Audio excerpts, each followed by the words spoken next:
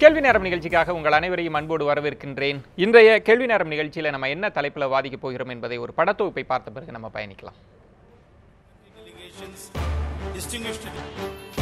1,00,000 கோடி முதலீட்டை திரட்டுவோம் என்ற பிரம்மாண்ட முழக்கத்துடன் 2 ஆண்டுகளுக்கு முன்னால் முதலமைச்சராக இருந்த ஜெயலலிதா கூட்டிய சர்வதேச முதலீட்டாளர்கள் மாநாடு நினைவிருக்கிறதா? அந்த மாநாட்டுக்கு பிறகு தமிழகத்துக்கு எத்தனை கோடி ரூபாய்க்கு முதலீடுகள் வந்தன? எத்தனை புதிய தொழிற்சாலைகள் வந்தன?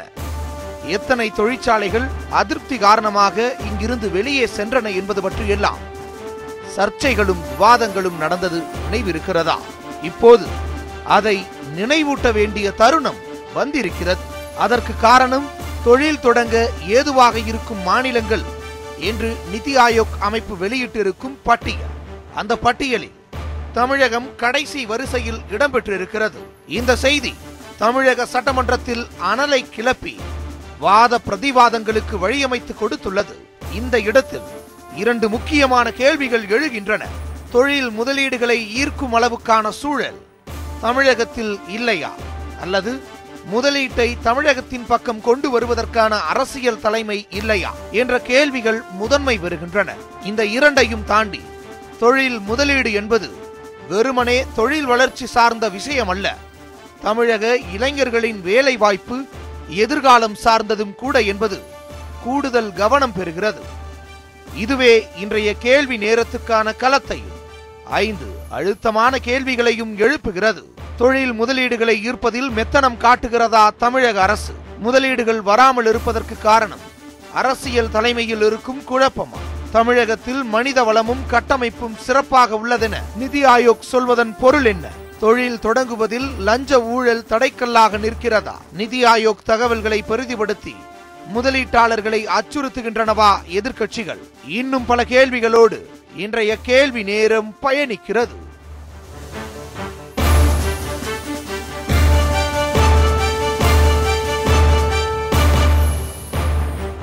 தொழில் முதலீடுகளை ஈர்ப்பதில் மெத்தனம் காட்டுகிறதா தமிழக அரசு என்ற பொருளில் தான் நம்ம வாதிக்க இருக்கிறோம். நான் கருத்துரையாளர்களை உங்களுக்கு அறிமுகம் செய்து விடுகிறேன். எடப்பாடி அணியிலிருந்து திரு ஜவஹர் அலி அவர்கள். வணக்கம் ஜவஹர் அலி. கொங்கு இளைஞர் பேரவையிலிருந்து சட்டமன்ற உறுப்பினர் திரு தனியரசு அவர்கள். இருவரையும் வரவேற்கிறேன். இது மட்டுமல்லாமல் திராவிட முன்னேற்ற கழகத்திலிருந்து திரு பிரசன்னாவும், சிபிஎம்மிலிருந்து திரு அருணன் அவர்களும் இன்னும் சற்று நேரத்தில் இணைய இருக்கிறார்கள். நம்ம தொடர்ந்து பேசலாம். திரு தனியரசு, நிதி ஆயோக் வெளியிட்டிருக்கக்கூடிய அந்த அறிக்கையில் ஒரு பெரிய பின்னடைவு முதலீடுகளை ஈர்ப்பதில், தொழிற்சாலைகள் தொடங்குவதில் கடைசி 3 இடம்தான் தமிழகத்திற்கு அப்படின்றது. இல்லை, அதுதான். இப்போ ஏற்கனவே இன்றைக்கி தலைமைச் செயலாளரும் அவையில் இருந்தாங்க. எதிர்க்கட்சியினுடைய சட்டமன்ற குழு தலைவர் தளபதி சொல்லும் கேட்குறாரு, கேட்குறாங்க, இந்த மாதிரி தொழிலில் நம்ம பின்னடைவு சந்தித்ததுக்கு என்ன காரணம், இதுக்கு அமைச்சர் பதில் சொல்லணும். அமைச்சர் அது விரிவாக பதில் சொல்கிறாரு. மற்றொரு அரசியல் நிர்வாக காரணங்கள், அது புரிந்துணர்வு ஒப்பந்தம் ஏற்படுத்தப்பட்ட பிறகு அவங்க உடனடியாக முதலீட்டை கொண்டுட்டு வந்து இங்கே சேர்த்தணும்னு சூழல் இல்லை. அது ஒரு 3 ஆண்டு காலம் நம்ம ஒப்பந்தத்தில் எத்தனை ஆண்டுகள் நம்ம பதிவு செய்கிறோமோ அவ்வளோ ஆண்டு காலத்துக்குள்ளே அவங்க முதலீடு, அதற்கான இடம் பார்க்குறது, அதுக்கான தொழிலுக்கான மற்ற ஏனைய கட்டுமான பணிகள், மற்ற ஒப்பந்த பணிகள், இதெல்லாம் நம்ம ஒழுங்குபடுத்துறதுக்கான கால அவகாசம் தேவைப்படுது. இப்போ சென்ற ஆண்டு புரட்சித் தலைவர் அம்மா இருக்கும்போது தான் நம்ம முதலீட்டாளர் மாநாடு சுமார் 100 கோடி செலவில் மிக பிரம்மாண்டமாக இந்தியாவில் வேறு எந்த மாநில அரசும் செய்ய முடியாத அளவுக்கு ஒரு மிகப்பெரிய முதலீட்டாளர்களை ஈர்க்கிற ஒரு மாநிலத்தில் நடந்த ஒரு மகத்தான மாநாடு. பெரிய முதலீட்டாளர்களை ஈர்ப்பதில் ஒரு மாநிலம் வெற்றி பெறணுமா, முதலீடுகளை ஈர்ப்பதில் வெற்றி பெறணுமா? முதல்ல முதலீட்டாளர்களை ஈர்த்தது தானே, அவர்கள் மூலமாக தானே நம்ம முதலீட்டாளர்கள் வந்த பிறகு எவ்வளவு முதலீடுகள் வந்ததுன்றதெல்லாம் இன்னொரு கேள்வி. நான் அது பற்றி பேசலாம். ஆனா இந்த கடைசி 3 இடத்தில் தமிழகம் இருப்பதை ஒரு பின்னடைவாகவே நீங்கள் பார்க்கல. அதுதான், அதையும் இன்னைக்கு நம்முடைய அமைச்சர் சொன்னாங்க. அதுலேயும் மூத்த அமைச்சர், தொழில்துறை அமைச்சர்னு சொன்னாங்க, மூத்த மின்சாரத்துறை அமைச்சர்னு சொன்னாங்க, தங்கமணி ஐயாவும். இப்போ நீங்கள் ஏற்கனவே மின்சார பற்றாக்குறை இருக்கிற ஒரு மாநிலத்தில் நீங்கள் எப்படி அவங்க தொழில் இணைந்து போவாங்க? தமிழ்நாட்டில் அது மாதிரி தொழில் துவங்குவதற்கு இது வரைக்கும் தமிழ்நாட்டில் இருந்த நிறுவனங்கள் எதுவும் வேறு ஏதாவது ஒரே ஒரு நிறுவனத்தை நீங்கள் சொல்லுங்கள் அப்படின்னு எதிர்க்கட்சி தலைவரை பார்த்து கேட்குறாரு. அதாவது தமிழ்நாட்டில் இருந்து ஒரு தொழிற்சாலை இங்கே ஏதோ அவங்களுக்கு சங்கடம் இருக்கிறதோ சிரமம் இருக்கிறதாக கருதி அண்டை மாநிலங்களுக்கோ நாட்டின் பிற பகுதிகளுக்கு அவங்க யாராவது நிறுவனத்தை தன்னுடைய தொழிற்சாலையினுடைய இடமாற்றம் செஞ்சாங்களா? இல்லை. எப்படி இடமாற்றம் செய்ய முடியும்? தனியரசு பெரிய இன்ஃப்ராஸ்ட்ரக்சர் முதலீடுகளை செஞ்சிருக்கிறாங்க, அது அவங்களுக்கு நட்டத்தை தரும். அதுதான், அது அதை விட பெரிய நட்டத்தை தொழிற்சாலைகள் வெளியில போனா தரும். அதனால அப்படின்னா நீங்க சொல்ற இல்ல, ஆனால் இங்க தொழிற்சாலைகள் வந்திருக்கான்ற கேள்வி வரல, அதை ஒத்துக்கிட்டாரு அவங்க. அது வந்து நாட்டில் ஒரு தொழில் முனைவோர் நாட்டின் எந்த பகுதியில் வேணாலும் அவர் விரும்புகிற இடத்துல தொழிற்சாலைகள் உருவாக்குவதற்கு அவருக்கு சுதந்திரம் இருக்குது. நம்ம இயன்ற அளவு நம்முடைய சலுகையில் வசதி வாய்ப்புகளை நம்ம ஏற்படுத்தி தர்றோம். இப்போ மின்சாரம் தடை இல்லாமல் தர்றோம், தண்ணீர் வசதி ஏற்படுத்தி தர்றோம், நிலங்கள் தர்றோம். அரசு வந்து சிங்கிள் விண்டோவில் ஒற்றைச்சாளர முறையில் உடனடியாக கேட்குற அனைத்து சான்றாவணங்களையும் அவங்களுக்கு உடனே தந்து முடிச்சிடுறோம். அதில் இன்னும் நீங்கள் எந்த ஒரு முதலீட்டாளராவது அரசிடம் முறையிட்டு அல்லது மனு செய்து தாமதமானதாக நீங்கள் ஒரு நிறுவனத்தை சொல்ல முடியுமா குறிப்பிட்டு என்று எதிர்க்கட்சி தலைவர் நேருக்கு நேராக கேட்கிறார். அப்போ அவர் பதில் சொல்ல முடியல. பதில் சொல்ல முடியாமல் இருக்கலாம். ஆனால் என்னிடம் அதற்கு கேள்வி இருக்கிறது. தொழிற்சாலைகள் அவங்க எப்படி பதில் சொல்லுவாங்கன்னா, அவங்க தொழிற்சாலைகள் துவக்குவதன் மூலமாக சொல்லுவாங்க. இப்போ பக்கத்து மாநிலங்களுக்கு போகிறார்கள் என்றாலே அந்த கேள்விக்கு பதில் அங்கே இருக்கிறது. ஏன் பக்கத்து மாநிலத்துக்கு போறாங்க தமிழகத்தை? அதையும் சொன்னேன். அதாவது வந்து நாங்கள் நில மதிப்பு குறைவாக இருக்குது, நிலங்கள் அங்கே தாராளமாக கிடைக்குது. ஆனால் இங்கே நீங்கள் தமிழ்நாட்டுக்குள்ளே நம்ம நிலம் இப்போ நீங்கள் நல்லா தெரியும், இப்போ இருக்கிற நம்ம அரசியல் சமூக சூழல் தமிழ்நாட்டில் இப்போ மாறி இருக்குது. குறிப்பாக மிகப்பெரிய அளவில் தொழிலாளர் இங்கே பற்றாக்குறை இருக்கிறாங்க. இந்நாட்டினுடைய பிற பகுதியிலிருந்து தொழிலாளர்கள் தமிழ்நாட்டை நோக்கி வந்து வேலைவாய்ப்பை பெறுகிற அளவுக்கு நாடு நம்முடைய தமிழ் மாநிலம் முன்னேறி இருக்கிறது தொழில்துறையில். அது சிறு குறு தொழிலையும் நாட்டிலே நம்ம தான் முதன்மையில் இருக்கோம். உணவு உற்பத்தியில் நம்ம முதல்ல இருக்கோம், சுற்றுலாவில் நம்ம முதன்மையில் இருக்கிறோம், ஆட்டோ வாகன கார் உற்பத்தியிலிருந்து உதிரி பாகங்கள்லேருந்து நம்ம ஏற்கனவே முன்னணியில் இருக்கிறோம். எதுக்கும் ஆளே கிடைக்காத ஒரு சூழல். நம்ம என்ன வேலைவாய்ப்பு பார்க்குறோம்னா, வேலைவாய்ப்பு அலுவலகங்களில் பதிவு செய்யப்பட்டு பொறியியல் ஏராளமான பொறியியல் கல்லூரியில் பயின்ற மாணவ செல்வங்கள் தன்னுடைய கல்வி படிப்பு முடிச்ச பிற்பாடு அவர்களுக்கு ஏற்ற வேலைவாய்ப்பு தமிழ்நாட்டில் உருவாக்கப்படலை. ஏன்னா ஆக அதிகப்படியான எண்ணிக்கையில் மாணவர்கள் பொறியியல் படிப்பு முடிச்சுட்டு வர்றாங்க. அதில் பல்வேறு பிரிவுகள். திரு தனியரசு அவர்களிடம் இங்கே வந்து நில மதிப்பு அதிகமாயிடுச்சு, அதனால தொழிற்சாலைகள் வரல. மதிப்பு அதிகமானது மட்டுமல்ல, நிலைமை குறைவா தர்றதே இல்லை. அவங்க நீ நிலம் கையெடுக்க போனாலும் உங்களுக்கு எல்லாத்துக்கும் தெரியும் இங்கே தொழிற்சாலை வேண்டாம், நிலம் தொழிற்சாலைகளே இங்கே வராது. வாய்ப்பு எனக்கு இப்போ இந்த சமூக அரசியல் நிலை தொடர்ந்தா, இந்த மக்கள் மனங்களில் இப்போ இருக்கிற இந்த நிலை தொடர்ந்தால், ஏன்னா விவசாய பகுதியில் நம்ம நிலம் எடுக்க முடியாது. வேறு எந்த சூழல் மாசுக்கும் நம்ம இங்கே ஒரு பெரிய விழிப்புணர்வு ஏற்பட்டுருக்கு. இது ஒரு நல்ல முயற்சி தான். அது இப்போ நீங்கள் எப்படி நீங்கள் இப்போ லண்டனில் ஐரோப்பிய அமெரிக்க நாடுகளிலிருந்து தொழிலில் ஏன் ஆசிய நாடுகளுக்கு வந்துச்சு? அவங்க வளர்ந்த பிறகு தொழிற்சாலைகளையும் தமிழகம் உகந்த மாநிலமா இல்லைன்ற குற்றச்சாட்டு மறைக்கிறீங்க.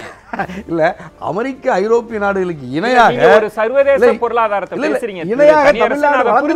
சொல்றேன்.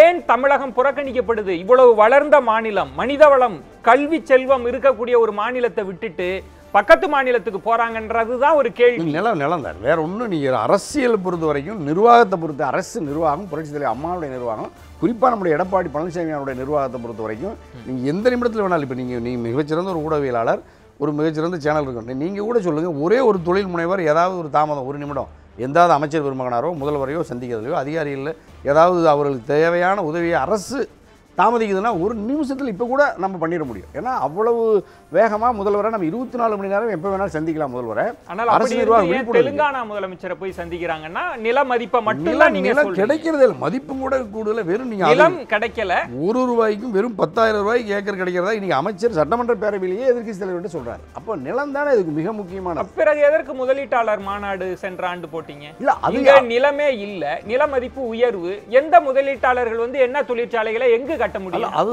அதையெல்லாம் நம்ம அவங்ககிட்ட எடுத்து சொல்லித்தான். இப்போ நீங்கள் அங்கே இருக்கிற மற்ற சூழல்கள் இருக்குல்ல, நீ மனித வள ஆற்றல் அங்கே இல்லை. இப்போ இங்கே நம்மகிட்ட மனித வள ஆற்றல் இருக்குது. நிலம் ஒரு தடைனா நீங்கள் ஒரு விமான நிலையங்களை விரிவாக்கிறதுக்கு ஏன் தமிழ்நாட்டில் ஏன் விரிவுபடுத்த முடியல? மக்கள் யாரு சுற்றுப்புறத்தில் உடனே கிளந்து போறாங்க. ஒருவேளை பூசி மொழுகிறீங்களோ? கடைசி 3 இட பட்டியலில் இருக்கிறத நம்ம தொடர்ந்து பேசலாம். மற்றொரு சிறப்பு விருந்தினர் திரு சுமன்சி ராமன் அவர்களும் இணைகிறார். அவரையும் இந்த விவாதத்திற்குள் வரவேற்கிறேன். மற்றொரு சிறப்பு விருந்தினர் திரு அருணன் அவர்களும் இணைகிறார். அவரையும் வரவேற்று நம்ம விவாதத்திற்குள் செல்லலாம். திரு சுமன்சி ராமன், கடைசி 3 இட பட்டியலில் தமிழகம் இருப்பது முதலீடுகளை ஈர்ப்பதில் ஒரு பெரிய பின்னடைவாக பார்க்கப்பட்டது. ஆனால் திரு தனியரசு அவர்கள் சொல்கிறார், ஒரு வளர்ச்சி பெற்ற மாநிலம் தமிழகம், மற்ற மாநிலங்கள் வந்து நிறைய சலுகைகளை தராங்க, இங்கு நிலமே இல்லை, அதனால தான் இது ரொம்ப இயல்பானது தான் சொல்றார் திரு சுமன்சி ராமன். இல்ல விஜயன், அதாவது அடிப்படையா ரெண்டு முக்கியமான விஷயங்களை நம்ம பார்க்கணும். ஒன்று வந்து தமிழ்நாடு வளர்ச்சி அடைந்த மாநிலமான வளர்ச்சி அடைந்த மாநிலம் தான். இந்தியாவில் மற்ற மாநிலங்களோட ஒப்பிடும் பொழுது மிக வளர்ச்சி அடைந்த மாநிலங்களில் மகாராஷ்டிரா, குஜராத், கர்நாடகா, தமிழ்நாடு இருக்கின்றன. இதுல மாற்று கருத்து யாருக்கும் ஒன்றும் இருக்க முடியாது. ஆனால் சமீப காலத்தில் சில ஆண்டு காலமாக தொழில்துறையில நம்ம மிகவும் நமக்கு புதிய இன்வெஸ்ட்மெண்ட்ஸ் அட்ராக்ட் பண்றதுல நம்ம பின்தங்கி இருக்கிறோம். அது ஏதாவது ஒரு ஸ்டாட்டிஸ்டிக் ஒன்று கொடுத்து நம்ம ஏதேனும் ஒரு செக்டர்ல நம்ம அட்ராக்ட் பண்றோங்கிறத நீங்க கொடுத்துட்டு இருக்கலாம். அடிப்படையாக இதற்கு நான் சில உதாரணங்கள் கொடுக்கிறேன். அதாவது எல்லா தொழில்களுக்கும் உங்களுக்கு ஆயிரக்கணக்கான ஏக்கர் உங்களுக்கு நிலம் வேண்டும் என்ற அவசியமே இல்லை. உங்களுக்கு ஒரு பெரிய மேனுஃபேக்சரிங் இண்டஸ்ட்ரினா அதற்கு ஆயிரக்கணக்கான நூற்றுக்கணக்கான ஏக்கர் நிலம் தேவைப்படலாம். ஆனால் பல தொழில்களுக்கு சிறு அளவுதான் நிலம் தேவை. நிலம் விலை காஸ்ட்லியா இருக்கு அப்படிங்கிறதுனால தொழில்துறை இங்க வளர்ச்சி அடையாம இருக்குங்கிறது ஒரு மிக சிறிய காரணமாக இருக்கலாம். அது முக்கிய காரணமா எடுத்துக்கொள்ள முடியாது. ஆனால் ஒரு சிம்பிள் எக்ஸாம்பிள் நான் கொடுக்கிறேன். எவ்வளவு திறமையாக அரசு இயங்குகிறது பார்க்கறதுக்கு அரசினுடைய இன்ஃப்ராஸ்ட்ரக்சர், தாங்கள் அறிவித்த திட்டங்கள் எவ்வளவு காலகட்டத்தில் நிறைவேறுகின்றன அப்படின்னு பார்த்தாலே கிட்டத்தட்ட அரசு எப்படி செயல்படுதுன்னு சொல்லலாம். உதாரணத்துக்கு எடுத்துங்க, சென்னை மெட்ரோ ரயில் 2.5 வருஷம் டிலே ஆயிருக்கு. முதல் பேஸ் மட்டும் 7000 கோடி அதிகமான செலவு செய்ய வேண்டிய ஒரு சூழல் ஏற்பட்டிருக்கு. அதுக்கப்புறம் டீசலினேஷன் பிளான்ட் ஒன்னு அறிவிச்சாங்க 2015. அது எப்ப வரப்போகுதுன்னு யாருக்கும் தெரியாது. ஒரு சிம்பிள் போரூர் ஃப்ளைஓவர் 7 ஆண்டு காலம் கட்டமைப்புல தமிழகம் முன்னணியில இருப்பதாகத்தான் நிதி ஆயோக் சொல்கிறது. ரிசர்வாயர் கட்டுறாங்க. இல்ல, கட்டமைப்புல ரொம்ப சிறப்பா இருக்கு தமிழகம். விஜயன் ஒரு நிமிஷம் நீங்க இல்ல நீங்க சொல்ற பாயிண்ட் அது இல்ல. நீங்க அரசு எவ்வாறு செயல்படுகிறதுங்கிறதுக்கு அரசு அறிவித்த திட்டங்களை எவ்வளவு வேகமாக நிறைவேற்றுகிறதுங்கிறத வச்சு கண்டுபிடிக்கலாம். நான் கட்டமைப்புங்கிறதுக்காக நான் சொல்லல. அதே மாதிரிதான் தொழில் முனைவோர். தொழில்துறைக்கு என்னங்க வேணும்? கட்டமைப்பு வேணும். அது தமிழ்நாட்டில் ஓரளவுக்கு இருக்கு. அதனாலதான் வந்துட்டு இருக்காங்க. இவ்வளவு அரசினுடைய ஒரு பெரிய எஃபர்ட்னால வரல. ரெண்டாவது, ஒரு படிச்ச ஒர்க் போர்ஸ், படித்த நபர்கள் அதிகமாக இருக்கிறாங்க, வேலைக்கு கிடைக்கிறாங்க, அதனால வர்றாங்க.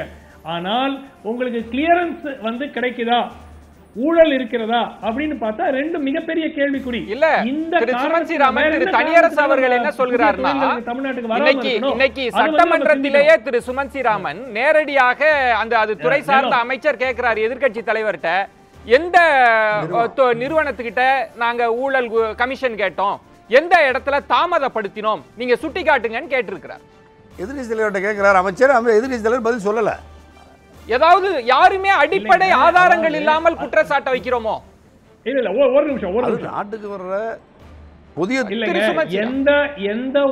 எந்த ஒரு தொழிலதிபரும் எந்த ஒரு தொழில் நிறுவனமும், இங்க பாருங்க, ஒரு நிமிஷம் நான் பதில் சொல்லிடுறேன். எந்த ஒரு தொழில் நிறுவனமும் தொடர்ந்து தமிழ்நாட்டில் தொழில் செய்ய விரும்பும் நிறுவனம் இந்த மாதிரி ஒரு குற்றச்சாட்டு வைக்க மாட்டாங்க. அவங்க என்ன பண்ணுவாங்க, வேற ஏதாவது ஒரு மாநிலத்துக்கு போயிருவாங்க, அவ்வளவுதான்.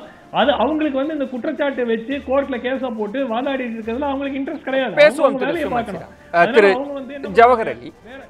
ஆந்திராவுக்கு செல்கிறார்கள், தெலுங்கானாவுக்கு செல்றாங்க, ஆனா தமிழகத்தை புறக்கணிக்கிறாங்க. முதலீடுகளை ஈர்ப்பதுல, புதிய தொழிற்சாலைகளை அங்க கொண்டு வருவதுல ஒரு பெரிய பின்னடைவு தமிழகத்துக்கு. அது இந்த நிதி ஆயோக் சொல்லி இருக்கக்கூடிய அந்த குற்றச்சாட்டே ஒரு தவறான குற்றச்சாட்டு. அது முழுக்க அரசியல் சார்ந்து இருக்குது. இப்போ ரெண்டு விஷயம் ஒன்னே ஒன்று பார்க்கணும். வளர்ந்த மாநிலங்கள், வளரும் மாநிலங்கள், அண்ணன் தெளிவாகவே சொன்னார், லேண்ட் வேல்யூஷன் ரொம்ப முக்கியமாக இருக்குது.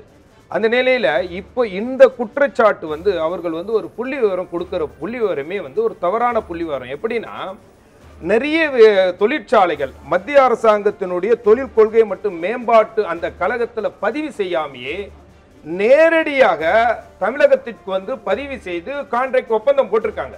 இதுதான் பலமுறை அவர்கள் மத்திய அரசாங்கத்தினுடைய அந்த தொழில் கொள்கைகளில் யார் யார் கண்டிப்பா சைன் பண்ணி வரணும்னா தொழிற்சாலை வைக்கணும்னா, அதாவது வெடிமருந்து தொழிற்சாலை, ராணுவ தொழிற்சாலை, இவர்கள் தான் அவர்களுடைய ஒப்பந்தம் போட்டு அவர்களுக்கு தெரிவுபடுத்தி தான் அந்த தொழிற்சாலையை ஒரு மாநிலத்தை ஆரம்பிக்க முடியும். அந்த அடிப்படையில் தான் இந்த நிதி ஆயோக் சொல்லி இருக்கக்கூடிய குற்றச்சாட்டை நான் பார்க்கிறேன். இதுலயும் அரசியல் இருக்குது. இதுல முக்கியமா அரசியல் இருக்குது. நிதி ஆயோக் சொல்லி இருக்க கடந்த அவர்கள் ஒவ்வொரு வருடமும் தமிழகத்தினுடைய தொழிற்சாலை தொழில் வளம் குறைந்திருக்குன்னு சொல்ல கடந்த வருடம் தான் இந்தியாவிலேயே சிறந்த மாநிலமாக நிதி ஆயோக் இல்ல இல்ல சார், இந்தியா டுடே பத்திரிகை, இன்னொரு தனியார் பத்திரிகை, இன்னொரு தனியார் தொலைக்காட்சியில் எடுக்கப்பட்ட சர்வே எல்லாம் கொண்டு ஒரு விவாதத்தை நடத்த முடியாது. ஒரு மாநிலத்தின் வளர்ச்சி அதை வச்சுட்டுலாம் பேச முடியாது. நிதி ஆயோக் தான் அரசு நிறுவனம். அரசினுடைய நிதி ஆயோக் தான் இது. அவங்க மத்திய அரசில் பதிவு செய்த தொழிற்சாலைகளுக்கு மட்டுமே அவங்க கணக்கெடுப்பை வெளியிடுறாங்க. இன்றைக்கு பாத்தீங்கன்னா இந்த அதாவது 2,42,000 கோடி உலக முதலீட்டாளர்கள் மாநாட்டுக்கு பிறகு தமிழகத்திற்கு வந்திருக்கிறது 60,380,000 கோடி அளவுக்கு தமிழகத்திற்கு இது ஒப்பந்தம் கையெழுத்திட்டு அது வேலைகள் நடந்துகிட்டு இருக்கு. அது எந்தெந்த தொழிற்சாலைன்னு நான் சொல்லிடுறேன், உங்களுக்கு படிச்சு சொல்லிடுறேன். என்ன பொய் சொல்றேன்னு நினைப்பீங்களா? மைக்ரோசாப்ட் கார்பரேஷன், ஆமேத், தமிழ்நாடு செய்தித்தாள் காகித நிறுவனம், டக்கா சகா, ப்ரோத்லிங் servicing, Samsung, Saint Gobain, MRF, Sun Edison solar, வெல்சன், இவங்க எல்லாம் கம்பெனி இல்ல திரு ஜவஹர் சுமன்சி ராமன் குறுக்கிட விரும்புறார். நான் சன் எடிசன் சோலார்லாம் எங்க வந்துச்சு? கம்பெனியா மூடிட்டாங்க. ஏங்க அபத்தமா சொல்றாரு. ஒரு லிஸ்ட் எடுத்துட்டு சொல்றாரு. ஏங்க சன் எடிசன் சோலார்லாம் எங்க வந்துச்சு? சன் எடிசன் சோலார் கம்பெனியே இல்ல. இல்ல இது வந்து என்ன வரும்? பழைய லிஸ்ட் எங்க எடுத்து வந்து படிக்கிறாரு? அடிப்படையா ஒரு நிமிஷம் இருங்க. ஒரு நிமிஷம் இருங்க. சொன்னதுக்கு பதில் சொல்லுங்க. சொல்லுங்க திரு சுமன்சி ராமன். அதாங்க அந்த கம்பெனியே இல்லைங்க. இப்போ அதுக்கப்புறம் என்ன பண்ணிட்டு இருக்காங்க? போய் சன் எடிசன் சோலார் என்ன பண்ணிட்டு இருக்காங்கன்னு போய் பாருங்க. இப்போ இல்ல அடிப்படையா ஒரே ஒரு விஷயம், இவர்கள் எல்லாம் ஒப்பந்தம் பண்ணல. அதாவது குறை சொல்ல வேண்டும் என்பதற்காக குறை சொல்லுவோம். அதாவது இத்தனை கம்பெனிகள் வந்திருக்கிறது தமிழகத்தினுடைய தொழில்துறை சார்ந்த அமைச்சர் சொல்லி இருக்கக்கூடிய. காத்துருங்க கம்பெனி போன கம்பெனி திரு ஜவஹர் அலி அமைதியா. திரு சுமன்சி ராமன் பேப்பர் நான் பதில் சொல்றேங்க. திரு சுமன்சி ராமன் ஜவஹர் அலி சொல்றார் நிதி ஆயோக் அரசியலோடு குற்றம் சுமத்துகின்றார். இந்த குற்றச்சாட்டின் பின்னணியில் அரசியல் இருக்கு, நிதி ஆயோக்கை ஏற்றுக்கொள்ள மாட்டேன் என்றார். நிதி ஆயோகுக்கு இங்க பாருங்க, இல்ல ஒரு நிமிஷம். நிதி ஆயோக் வந்து எங்க இந்த பிரசன்டேஷன் அமிதாப் காந்த் எப்போ செய்யறாரு? அனைத்து தலைமைச் செயலாளர்கள் இருக்கிற ஒரு கான்பரன்ஸ்ல அவர் எல்லா மாநிலங்களும் பல விஷயங்கள்ல தமிழ்நாடு நம்பர் 1 வந்திருக்கு. டாப் 3 ஸ்டேட்ஸ்ல பல விஷயங்களில் தமிழ்நாடு வந்திருக்கு. அப்போ அதெல்லாம் உங்க அரசியல் காரணமா தான் செஞ்சாங்களா? தமிழ்நாடு அந்த இப்போ நீங்க சொன்ன கட்டமைப்பு வசதி போன்ற விஷயங்களிலோ இல்ல இப்ப எஜுகேஷன் லிட்ரஸி ரேட்லயோ போன்ற பல சோசியல் இண்டிகேட்டர்ஸ் தமிழ்நாடு டாப் 3ல போட்டிருக்காரு. அதே பிரசன்டேஷன், அதே அமிதாப் காந்த், அதே நிதி ஆயோக் அதே நாள்ல தமிழ்நாடு டாப் 3ல இருக்குங்கிறாரு. திரு ஜவஹர் அலி ஒரு விஷயம், திரு தனியரசாவது இந்த நடைமுறை சிக்கலை உள்வாங்கிக் கொண்டு நடைமுறை சிக்கல் இல்ல. நிதி ஆயோக் தொடர்ந்து கடந்த வருடமும் அதற்கு முந்தைய வருடமும் அதற்கு தெளிவான பதிலே அன்றைக்கு முதலமைச்சர் அம்மா அவர்கள் தெளிவாக சொன்னாங்க. சார் இதுல எல்லாம் அரசியல் கலந்திருக்கு சார். அரசியல் இதே 2007ல முடிச்சிடறேன். இது முக்கியமான விஷயம். 2007 திராவிட முன்னேற்ற கழக அந்த கதையெல்லாம் எனக்கு வேண்டாம் ஜவஹர் அலி. அன்றைக்கு இதே நிதி ஆயோக் சொன்னது இருந்தா முடிங்க சார். அப்பதான் தெளிவு பெறும் உங்களுக்கு. தயவு செய்து எனக்கு அனுமதிங்க. 2007ல வந்து நிதி ஆயோக் சொன்னது வந்து 1561 கோடி ரூபாய் முதலீடு வந்ததா சொன்னாங்க. ஆனா அதே திமுக அப்ப சொன்னது 24,506 கோடி வந்திருக்கிறதா சொன்னாங்க. 2008ல வந்து 1,267 கோடி வந்ததா சொன்னாங்க. அதே வந்து திமுக சொன்னது 66,864 கோடி. அதே 2010ல திமுக திரு ஜவஹர் அலி சொன்னது இல்ல. நான் சொல்றேன் ஒரே ஒரு விஷயம் திரு ஜவஹர் அலி காத்துருங்க. ஒரு விஷயம் இல்ல ஜவஹர் அலி இல்ல ஒரே ஒரு விஷயம் புரிஞ்சுங்க. இதெல்லாம் சொல்வது திரு ஜவஹர் அலியை வைத்து ஜவஹர் அலி சொல்றது இல்ல. இது தமிழக அரசுடைய ஜவஹர் அலி அமைதியா இருங்க. நான் சொல்ல கேள்விக்கு பதிலா போகலாம். இந்த குற்றச்சாட்டுகள், இந்த பட்டியல் மாநில தலைமை செயலாளர்கள் மாநாட்டில் வைக்கப்பட்டது. தலைமைச் செயலாளர் சும்மா போய் அமர்ந்திருக்க மாட்டார். நீங்க சொன்ன எல்லா புள்ளி விவரங்களோடும் வைக்கப்பட்டதை ஏற்றுக்கொண்ட பட்டியலை வச்சுதான் நம்ம பேசுகிறோம். திரு ஜவஹர் அலி நீங்க தவறான குற்றச்சாட்டு சொன்னா அதை எனக்கு பதில் சொல்ல பேசுவோம். அந்த 2 நிமிஷத்துக்குள்ள பேசலாம். காத்திருங்க. மற்றொரு சிறப்பு விருந்தினர் திரு தமிழன் பிரசன்னா, திராவிட முன்னேற்ற கழகம், அவரையும் வரவேற்கிறேன். திரு தனியரசு அவர்கள் சொல்கிற பார்வை என்பது மற்றவர்கள் போட்டி போட்டுட்டு சலுகைகள் தராங்க மற்ற மாநிலம், நம்மளால அப்படி கொடுக்க முடியாது. இங்கு நிலத்தின் நிலைமை இல்லை, எங்க தொடங்க முடியும்ன்ற ஒரு புள்ளி. திரு ஜவஹர் அலி சொல்கிறார் நிதி ஆயோக் சொல்கிற குற்றச்சாட்டில் அரசியல் இருக்குன்னு சொல்றார். எனக்கு திடீர்னு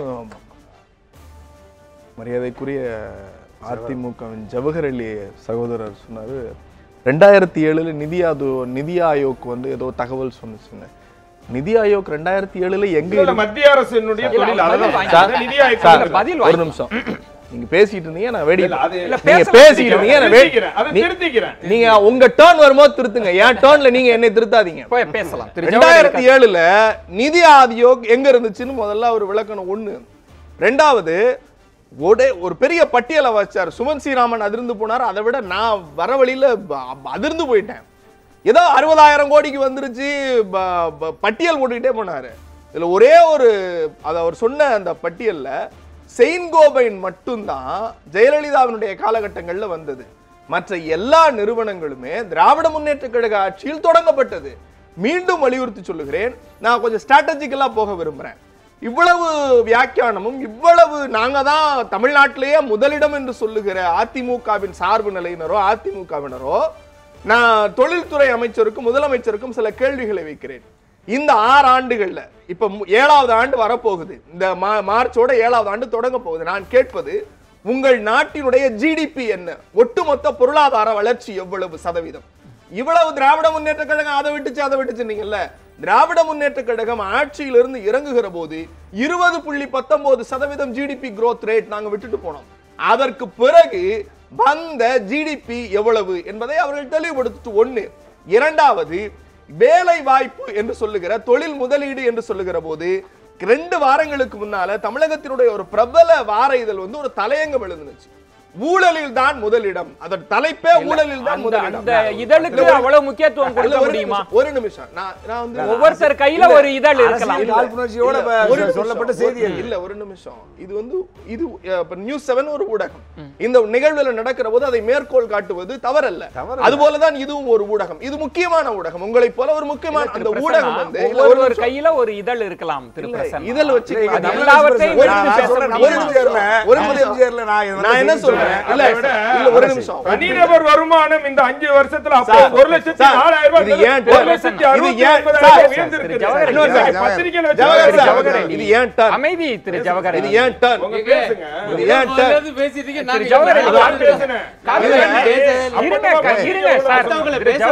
ஒவ்வொருத்தரும் பேசுங்க. அவங்க அந்த இடத்துல ரொம்ப கான்பிடென்ட்டா அவங்க கருத்தை வைக்கலாம். யாரும் தடுக்க போறதுல பொறுமையா இருக்கு. அதை தாண்டி அந்த பத்திரிகையினுடைய ஒரே ஒரு வரி சொல்லுது, தொழில் தொடங்குவது குறித்தான முன்முடிவுகளை எடுப்பதற்கு சரியான ஆட்சியாளர்கள் இல்லை. முதல் குற்றச்சாட்டு. இது இப்ப வந்ததில்ல. ஜெயலலிதா உயிரோடு இருந்த போது 2014 டைம்ஸ் ஆஃப் இந்தியா நடுப்பக்க கட்டுரை எழுதுனுச்சு. முடிவெடுப்பதற்கும் தொழில் தொடங்குவதற்கான அந்த தொழில் கட்டமைப்பை உருவாக்கக்கூடிய பிரின்சிபல் மேக்கர்ஸ் இருக்காங்க இல்லையா, அவங்களை எங்களால எளிதில் சந்திக்க முடியல. முதலீடுகள் குறித்து அதிகாரிகளோட பேசியது டைம்ஸ் ஆஃப் இந்தியா அது கட்டுரை. ஒரே ஒரு விஷயம், எந்த தொழில் நிறுவனம் பேசிச்சு? யார் குற்றம் சுமத்துறாங்க? ஒரே ஒரு விஷயம், இன்னைக்கு கியா மோட்டார்ஸினுடைய நிலைமையை வெளிப்படையா கொண்டு வந்தோம். கியா மோட்டார்ஸ் குறித்து பேசினப்ப என்ன சொன்னாங்க? அவர் வேற யாரோ ஒருவர். ஆக இங்க எது குறித்தும் எதையும் பேசினாலும் அதற்கு ஒரு சார்பு நிலை எடுக்கக்கூடிய அவல நிலை இருக்கிறது. இன்னொரு முக்கியமான கேள்வி, இந்த சப்கான்டினென்டலுக்கு போறதுக்கு முன்னாடி இந்த ஜிடிபி ரேட்டு முடிவுகள் எடுக்கக்கூடிய நிலை, இன்றைக்கு தொழில்துறை அமைச்சராக இருக்கக்கூடியவர் வந்து எந்த நிலைப்பாட்டில் 60,000 கோடி வந்திருக்கிறது அன்வர் சொன்னார், ஜவஹர் சொன்னாருங்கிறது எங்களுக்கு தெரியல. 2.42 லட்சம் கோடி முதலீடு கையெழுத்தாகிவிட்டது என்று சொன்னார்களே, அந்த 2.42 லட்சம் கோடியில 10%, நீங்க 50 100 எல்லாம் வேணாங்க, 10%ல தொழில் தொடங்கப்பட்டிருக்கிற நிலைகள். அதை தாண்டி என்னுடைய அடுத்த கேள்வி, இந்த 3 மாதங்களில், இந்த இப்ப கரண்ட்ல இருக்க 3 மாதங்கள்ல ஆந்திராவில் இருக்கக்கூடிய ஸ்ரீ சிட்டிக்கு போயிருக்கிற, தமிழகத்திலிருந்து போயிருக்கிற தொழிற்சாலைகள் எத்தனை? ஒரு கேள்வியை உள்வாங்க. ஆந்திராவோ தெலுங்கானாவோ போட்டி போட்டு கொண்டு சலுகைகளை அறிவிக்கிறாங்க, நிலங்களை அறிவிக்கிறாங்க. தனியரசு சொல்லக்கூடிய முக்கியமான இடம் என்பது இங்க ஊழல்லாம் இல்லை, வெளிப்படைத்தன்மையோட தான் இருக்கிறோம், நில மதிப்பு, நிலம் இங்க இல்லை அப்படின்ற ஒரு பார்வையை முன்வைக்கிறேன். எனக்கு அதை கேட்கதான் ரொம்ப சிரிப்பு வந்துருச்சு. முதல்ல நான் என்ன குறிப்பிட விரும்புகிறேன், நிதி ஆயோக் வந்து ஒரு அரசியல் காழ்ப்புணர்ச்சியோட சில விவரங்களை சொல்லுது, அதில் அரசியல் இருக்குது என்று நண்பர் சொன்னார். இதுபோல் அதிமுக தலைவர்கள் இப்போ சொல்லுவாங்களான்னு எனக்கு தெரியல. அமைச்சர்களோ முதலமைச்சர் அவ்வளவு தைரியம் அவங்களுக்கு இருக்கா? நண்பருக்கு இருக்கலாம், ஆனால் அவங்க சொல்கிறாங்களான்னு ஒரு கேள்வி. அது ஒரு பக்கம் இருக்கட்டும். நான் என்ன கேட்க விரும்புகிறேன், அன்பரசு சொன்னான்னு சொல்கிறீங்க, இங்கே நிலமே இல்லைன்னு. ஏங்க ராமநாதபுரத்துலேயும் எங்களுடைய தென் மாவட்டங்களையும் ஒரு தொழிலும் வரல. அங்க நிலம் கொடுக்க தயாரா இருக்குங்கிறோம். தொழிற்சாலைகள் வரவில்லை என்பது மட்டுமில்லை, எய்ம்ஸுக்கு நிலத்தை வச்சுட்டு இருக்க, எய்ம்ஸ் கூட வரமாட்டேங்குது. என்ன இருக்க நீங்க பாருங்க, நீங்க பேசலாம் அப்புறமே பதில் சொல்லுங்க. தமிழ்நாட்டில் நிலம் இல்லைன்னு சொல்வது அபத்தம். மேற்கு வங்கத்தில் அந்த மாதிரி சிக்கல் வந்துச்சு. அங்க பூராமே விளை நிலங்கள், கங்கை பாய்கிற நிலம், அங்கவே பிரச்சனை வந்துச்சு. ஆனால் இங்கே மானம் பார்த்த பூமிகள் ஏகப்பட்ட பகுதி இருக்குது தமிழ்நாட்டில். கேரளாவில் சிக்கல், நிலச்சிக்கல் என்னால் புரிந்து கொள்ள முடியும். காரணம் அது மலை சார்ந்த நாடு. ஆனால் தமிழகம் அப்படி அல்ல. தென் மாவட்டங்களிலே எந்த ஒரு தொழில் வளர்ச்சியும் இல்லை. இதுதான் நிலைமை. கடந்த பல ஆண்டுகளாகவே தென் மாவட்டங்களுடைய நிலைமை அதுதான்.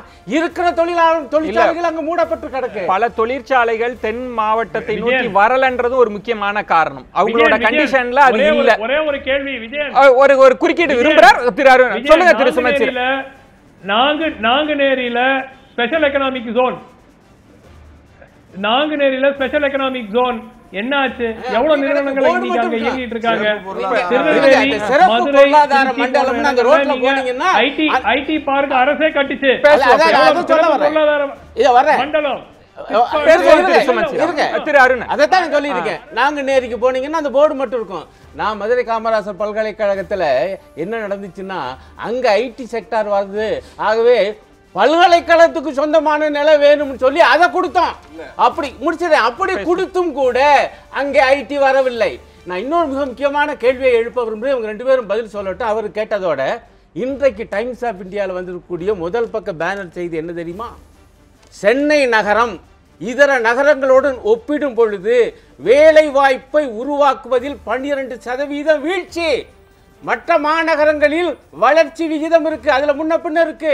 இது வீழ்ச்சி விகிதம். இதற்கு என்ன காரணம் என்று ஆராய்ச்சி பண்ணா பல நிபுணர்கள் என்ன சொல்லியிருக்காங்கன்னா, கட்டுமான தொழிலில், உற்பத்தி தொழிலில், எனர்ஜி தொழிலில், இந்த தொழில்கள் தான் மிக முக்கியமானவை தமிழ்நாட்டிலே. அவை அனைத்திலும் சமீப காலத்திலே வீழ்ச்சி. ஆகவே தான் வேலை வாய்ப்பு பெருகவில்லை. அது மட்டுமல்ல, இன்னொரு கணக்கு இருக்கு, புள்ளி ஒரு கணக்கு. சென்ற ஆண்டை விட அரசு எத்தனை பேருக்கு வேலை கொடுத்திருக்கு?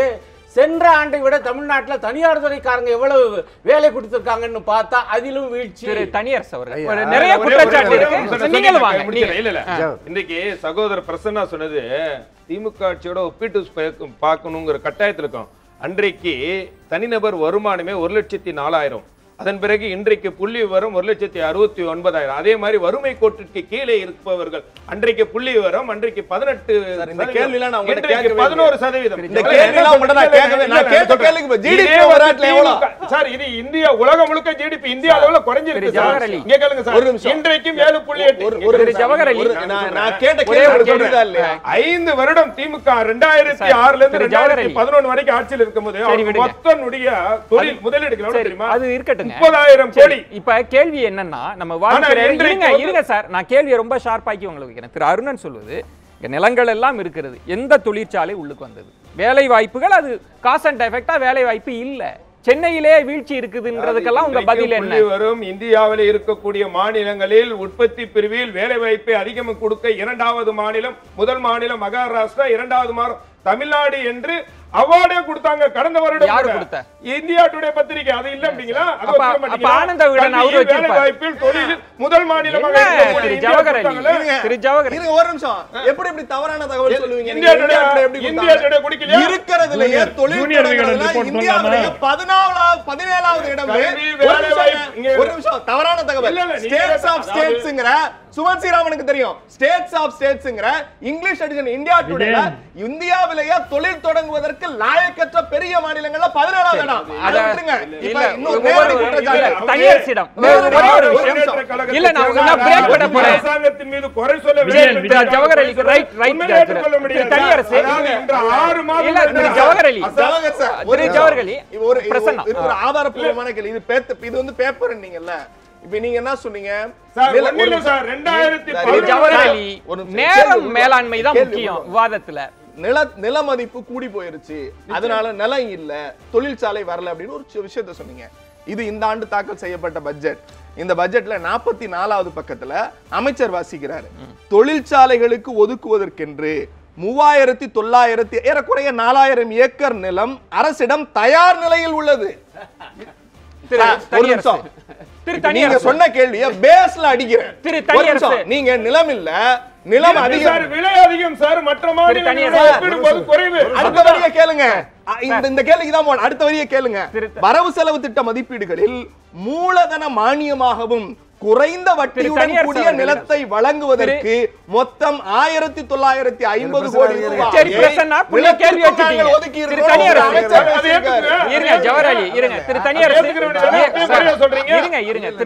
சுமன்சி அண்ணனும் அருணன் அண்ணனும் சொன்னாங்க, நாங்குநேரி அந்த மாதிரி ராமநாதபுரம் மாவட்டங்கள் சொல்றாங்க. அதாவது தொழில் முனைவோர் வரான்னு வச்சு, ஒரு வெளிநாட்டு முதலீட்டாளர் அல்லது உள்நாட்டு முதலீட்டாளர் வர்றாங்கன்னா, அரசு இந்த இடத்துல போய் நீ தொழில் செய்யணும்னு சொல்ல முடியுமா? அது எப்படி சுதந்திரமாக? ஒரு தொழில் முதலீட்டாளர் தன்னுடைய முதலீட்டை நாட்டின் எந்த பாகத்தில், எந்த மாவட்டத்திற்குள், எந்த தாலுக்காவில் அவனுக்கு வசதியாகப்படுற இடத்துல தான் அமைக்கணும்னு நினைப்பான். அங்கே நிலம் கேட்குறான். அவன் எங்கே கேட்குறான்னு நினைக்கிறீங்க? இங்கிருந்து ஸ்ரீபெரும்புதூர் வரைக்கும் கேட்குறான். அங்கே என்ன நிலம் இருக்கா? தென் மாவட்டத்தை புறக்கணித்தார்கள்ன்றது ஒரு பெரிய சரி. அடுத்து எங்கே கேட்குறான்னு நினைக்கிறீங்க? கோவை, ஈரோடு, திருப்பூர், சேலம், இந்த மாதிரி அது மாதிரி தொழில் சார்ந்த இடங்கள்ல தொடர் வண்டி நிலையம், ரயில் நிலையம், விமான நிலையம், கட்டுமான பணிகள், மனித வளம், தொழில் அமைதி, சமூக அமைதி, பல்வேறு சூழல்கள் ஆய்வு செய்துதான் ஒரு தொழில் முதலீட்டாளர் வருவான். இப்ப நீங்க நோக்கியாவை இன்னைக்கு கூட திரும்ப திரும்ப அமைச்சர் சொன்னாங்க, நோக்கியா பாப்ஸ்கான் எப்படி போச்சுன்னா, முக்கியமான கேள்வி, முதலீட்டாளர்கள் மாநாட்டுல நீங்க பேசிய தொகை எவ்வளவு, வந்த தொகை 2.5 லட்சம் கோடி. ஏன் வந்து இப்ப நீங்க சொல்லுகிறீங்க ஆந்திரா தெலுங்கானா விடுங்க, குஜராத்துக்கு எப்படி அது எப்படி தொடர்ந்து தக்க வைத்துக் கொள்கிறது? முதல் 3 இடத்துல குஜராத் எப்படி? அரசியல் ஆளுமுறை, ஒரு நாட்டினுடைய பிரதம அமைச்சர். ஆமா, அரசியல் அதுதான் காரணம். நாட்டினுடைய அதிகாரமே குமிஞ்சு கிடக்குது. அதனாலதான் ஆமா, அதானி கூடவே வச்சிருக்காரு. இன்னைக்கு இந்தியாவுடைய மிகப்பெரிய ஒரு பெரிய தொழில் முதலீட்டாளரா, ஒரு கார்பரேட் முதலாளியா ஒரு அரசே முன்னிலைப்படுத்துறது யாரை சொல்லுது? அதானி தான் காட்டுது. அவர் சொல்றாரு. இப்ப நீங்க இன்னைக்கு தமிழகத்தில் இருக்கக்கூடிய இவங்க சொன்ன எந்த குற்றச்சாட்டை நீங்க ஏற்றுக்கொள்ளல. இங்கு ஒரு ஒரு ஒரு நான் கேட்கிற இதே கேள்வியும் இருக்கிறது. அரசியல் தலைமையில இருக்கிற ஒரு குழப்பமா அப்படின்ற ஒரு கேள்வி இருக்கு. நான் சொல்வது தமிழகத்துல பிரச்சனையா அப்படின்னு நம்ம பேசலாம். ஒரு சிறிய விளம்பர இடைவேளைக்கு பிறகு 2 கேள்விகள் பிரதானமாக நம்ம முன்வைக்க வேண்டி இருக்கிறது. முதலீடுகள் இங்கு வராமல் இருப்பதற்கான காரணம் அரசியல் தலைமையில் இருக்கக்கூடிய குழப்பமா, அல்லது தொழில் தொடங்குவதில் லஞ்ச ஊழல் என்பது தடைக்கற்களாக இருக்கிறதா? இத எதிர்க்கட்சிகள் பிரதானமாக முன்வைத்துக் கொண்டே இருக்கிறார்கள். அதை பற்றியும் பேசலாம். ஒரு சிறிய விளம்பர இடைவேளைக்கு பிறகு பொறுத்திருங்கள்.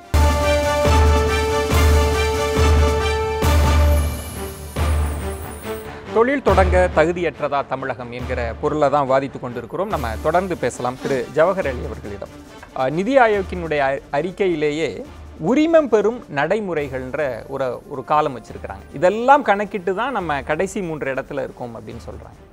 அதற்கு பெரிதான காரணம் என்பது இங்க இருக்கக்கூடிய லஞ்சம், ஊழல். இதுதான் பிரதான காரணமாக இருக்கும்ன்றது எதிர்க்கட்சிகளின் குற்றச்சாட்டு.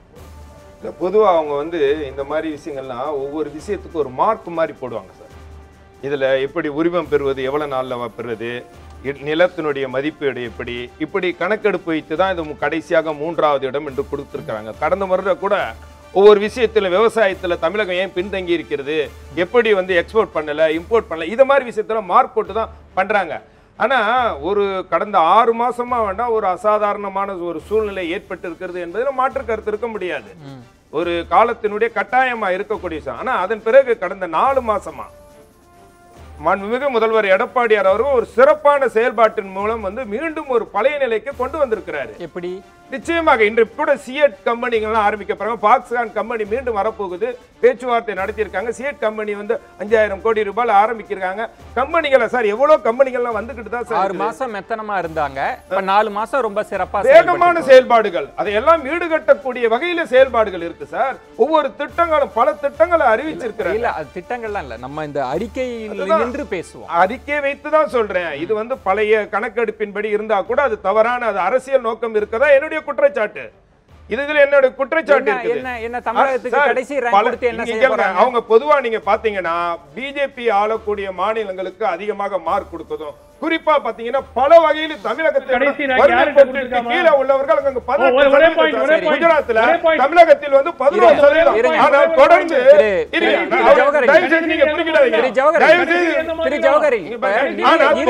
குஜராத்துக்கு அவர்கள் கொடுக்கக்கூடிய மார்க் அவர்கள் சரி சொல்லக்கூடிய இருங்க. நிதி ஆயோக்கு ஒரு உள்நோக்கம் கற்பிக்கிறீங்கல்ல, ஏன் தமிழகம் மின்வசதி கல்வி வளர்ச்சியில எல்லாம் முன்னணியில இருக்குன்னு சொல்றாங்க, தொழில் வளர்ச்சியில மட்டும் கடைசி 3வது இடம் சொல்றாங்க. இதுல என்ன அரசியல் நீங்க உடைச்சு சொல்லுங்க. 2015 இருங்க சார், ஏன் வந்து மின் வசதிக்கும் கல்வி வளர்ச்சிக்கும் முதலிடம் முன்னணியிலன்னு சொல்றாங்க? அதுதான் சொல்றேன். இன்றைக்கு ஆட்சியாளர்களை எதை வச்சு குறை சொல்ல முடியும்? இப்ப மின்சாரம் இல்லன்னு சொன்னீங்களா, மக்கள் நம்ப மாட்டாங்க. 2015க்கு முன்னாடி எப்படி மின்சாரம் இருக்கு, இல்ல எப்படி மின்சாரம் இருக்குது மக்கள் நம்ப மாட்டாங்க.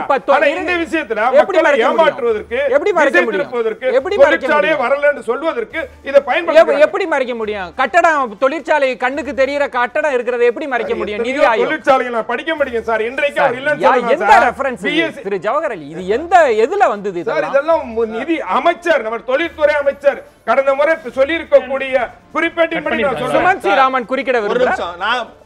ஒரே ஒரு பிரதான எதிர்க்கட்சியா நான் குறிப்பிடுறேன். இது இந்த மாசத்துக்கு தாக்கல் செய்யப்பட்ட பட்ஜெட். விஜயன் ஒரே ஒரு பாயிண்ட். சுமன் சார் அவர் திரு ஜவஹர் அலி சொன்ன ஒரு பாயிண்ட் நிதிநிலை அறிக்கையில நிதிநிலை அறிக்கையில நீங்க சொன்னீங்களே 60,000 கோடிக்கு முதலீடு வந்திருக்கு, இத்தனை கம்பெனி வந்திருக்குன்னு.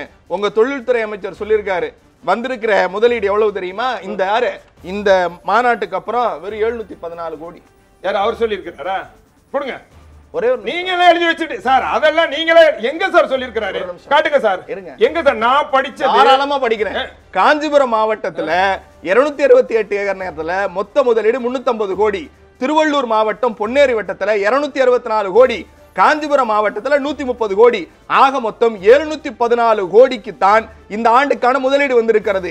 பின்வரும் காலங்களில் இது குறித்தான அப்படின்னு சொல்லிட்டு தொழிற்சாலை தொடங்குவதற்காக Tamil Nadu investment promotion program phase 2 என்று நாங்கள் திட்டங்களை வகுக்கிறோம். ஒரு நிமிஷம், நீங்க சொன்ன 60,000 நீங்க வந்து மேலையும் கீழையும் விட்டுட்டு நடுவுல இருக்கக்கூடிய ஒரு வரிகளை படிச்சு நீங்க அத வந்து உண்மை நான் படிக்கிறேன் சார். நீங்க படிச்சீங்களா? உங்க இந்த மாதிரி பட்ஜெட் நாட்டினுடைய நிறுவனமான பிஎஸ்ஏ பிகோட் நிறுவனம் சுமன் சி ராமன் திரு சுமன் சி ராமன் பட்ஜெட்டுங்க. ஒரு நிமிஷம், இது சட்டமன்ற நீங்க இந்த பட்ஜெட்ல ஒரு நிமிஷம் இல்ல பட்ஜெட் அதுதான் சொல்றேன். அதே பட்ஜெட்ல 1,94,00,000 கோடி ரூபாய்க்கு பட்ஜெட் போட்டாங்க. திரு ஜவஹர் அலி முக்கியமான விஷயம் நான் சொல்லிறேன் சார். 2006ல அம்மா வந்து ஆட்சி விட்டு போகும்போது ஒரே நிமிஷம் திரு சுமன் சி ராமன் இல்ல இத கேளுங்க. 15,000 கோடி ரூபாய் கடன் விட்டு போனாங்க. இவங்க ஆட்சி முடியும் போது 1,20,000 கோடி ரூபாய் கடன் வச்சுட்டு போனாங்க. இல்ல திரு சுமன் சி ராமன் தொழிற்சாலை இருங்க ஜவஹர் அலி, நம்ம இருங்க இல்ல ஜவஹர் அலி, திரு சுமன் சி ராமன் குறுக்கிட விரும்புனீங்க. விஜயன் சொல்லுங்க. இல்ல ரெண்டு பாயிண்ட். முதல் பாயிண்ட் வந்து திரு ஜவஹர் அலி சொன்னாரு பிஜேபி ஆளும் மாநிலங்களுக்கு எல்லாருக்கும் அதிகமா மதிப்பெண் கொடுத்திருக்காங்கன்னு. கடைசியா இருக்கிற மாநிலம் அசாம். அசாம் பிஜேபி மாநிலம். இன்னைக்கு சர்பானந்த சோனோவால் முதலமைச்சர். சோ திட்டமிட்டு பிஜேபி மாநிலத்தை கொண்டு போய் பின்னாடி போட்டாங்களா? இது வந்து ஒரு அபத்தமான குற்றச்சாட்டு. அதாவது சில விஷயங்கள் பல விஷயங்களில் அதனால நம்ம சில விஷயங்கள்ல ஒரு நிமிஷம் நான் முடிச்சிடுறேன். நான் பேசிட்டு இருக்கேன். ஒரு நிமிஷம் இருங்க. சில பல விஷயங்கள்ல தமிழ்நாடு ஒரு முதன்மை மாநிலமா இருக்கு. நம்ம பெருமைப்பட வேண்டிய விஷயம். எங்காவது ஒரு இடத்துல நம்ம வந்து பின்தங்கி இருக்கிறோம்னா அதை பார்த்து எப்படி திருத்திக்கலாம்னு பார்க்கணுமே தவிர எல்லாத்துலயும் நாங்க சிறந்து இருக்கிறோம், நாங்க ஒண்ணுமே செய்ய வேண்டியது கிடையாது, எல்லாமே எங்களுக்கு தெரியுங்கிறது ஒரு அபத்தமான ஒரு வாதம். சில விஷயங்கள் சில சிக்கல்கள் இருக்கின்றன, நடைமுறை பிரச்சனைகள் இருக்கின்றன, எப்படி மாற்றி அமைக்கணும்ங்கிறது தான் பார்க்கணுமே தவிர அந்த 60,000 கோடிங்கிற ஃபிகர்ல சமீபத்தில் நான் ஒரு படித்த ஃபிகர் ஞாபகம் வந்து கிட்டத்தட்ட 12,000 கோடியோ என்னமோ தான் ஆக்சுவலா துவக்கப்பட்டிருக்கிற அந்த திட்டங்கள். அதாவது அந்த ஒப்பந்தம் கையெழுத்திடப்பட்டு திட்டங்கள் ஏற்கனவே நடைமுறையில் இருக்கிற திட்டங்கள் வந்து கிட்டத்தட்ட 12,000 to 14,000 crores தான் பார்த்த ஞாபகம். அப் டு 20,000 கோடி வரைக்கும் இருக்கலாம். பட் 60,000 கோடி அந்த 2,42,000 கோடியில திட்டங்கள் துவக்கப்பட்டதாக நிச்சயமா உறுதியாக வந்து எந்த தகவலும் வந்து நம்ம பார்க்கல. திட்டங்கள் துவக்கி மேபி கையெழுத்து அடுத்த ஸ்டேஜ் ஒப்பந்தம் போட்டிருக்கலாம், அது வேற விஷயம். ஆனால் திட்டங்கள் துவக்கப்பட்டதா இல்லை. ரெண்டாவது மிக முக்கியமான ஒரு விஷயம், நம்ம வந்து ஒரு தொழில் துறையில் மந்தம் ஏற்பட்டிருக்கிறதுங்கிறது நமக்கு கண்ணு முன்னாடி அடிக்கடி ஸ்டாட்டிஸ்டிக்ஸ் மூலமாக கிளியரா தெரியுது. அதையும் நான் ஏத்துக்க மாட்டோம், அது வந்து மந்தமே கிடையாது, சிறப்பாக செயல்பட்டுக்கிறோம் சொல்றதுல லாஜிக் எவ்வாறு நம்ம சிறப்பட செயல்பட முடியும்? ஒரு சிம்பிள் உதாரணம், இன்னைக்கு சட்டமன்றத்தில் அமைச்சர் கூட சொல்லி இருக்கிறது. சுருக்கமா போர்ட் எது? சென்னை போர்ட். எதுக்கு பார்டருக்கு அந்த பக்கம் வைக்கிறாங்க? எதுக்கு பார்டருக்கு அந்த பக்கம் வைக்கிறாங்க? பேசுவோம். திரு அருணன், அமைச்சரே இன்றைக்கு சட்டமன்றத்தில் சொல்வது வந்து முதலீட்டாளர்களை நீங்க இப்படி எல்லாம் சொல்லி அச்சுறுத்திராதீங்க அப்படின்னு சொல்றாங்க. மிகைப்படுத்தி நீங்க பேசுவதாக ஒரு குற்றச்சாட்டு. அந்த பொய்யான தகவல் சொல்லாதீங்கிறது. இல்ல இல்ல, எப்படி முதலீட்டாளர்கள் வருவாங்க? இது உகந்த மாநிலம் இல்ல, உகந்த மாநிலம் இல்லன்னு சொல்லிட்டே இருந்தா. இல்ல இல்ல, அது ஒரு சிக்கல் இருக்கு. உகந்த மாநிலம் இல்ல அப்படிங்கிற வார்த்தையை யாருமே சொல்லல.